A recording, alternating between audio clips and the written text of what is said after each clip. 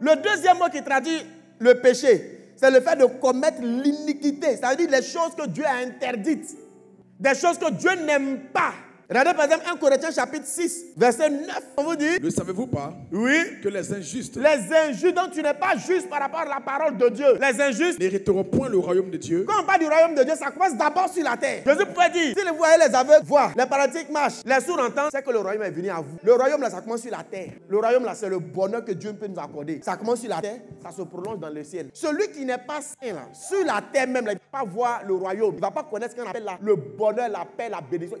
Sur la terre, il ne connaît pas ça. Il connaît le malheur. Il connaît des difficultés, des blocages. Ne savez-vous pas que les injustes n'hériteront pas le royaume de Dieu? Ne vous y trompez pas. Ne vous y trompez pas parce que plusieurs se trompent, plusieurs se flattent, plusieurs se persuadent, plusieurs se disent, oh, de toute façon, ce n'est pas grave. Je ne suis pas le premier, je ne serai pas le dernier. Regardez la suite, on dit, ni les impudiques, oh, impudicité, rapport sexuel avant le mariage, ou bien en dehors de la cellule maritale, ou bien tout ce qui est atteinte à la pudeur, habillement sexy. Tu te plaques comme des sachets d'eau. Tu t'habilles, tu exposes tes cuisses, tu exposes ta poitrine.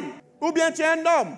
Tu as des paroles tendancieuses. Aujourd'hui, l'impudicité, là, ça commence même dans les réseaux sociaux. Dans les messages, dans les SMS. Quand tu appelles la soeur, tu appelles le frère. Dans le but de le séduire, comment tu parles? On dit ni les impudiques. L'impudicité, également, c'est dans le langage impudique. Il y a des personnes, tout ce qu'elles disent se caractérise dans le sexe. Langage vulgaire, c'est de l'impudicité.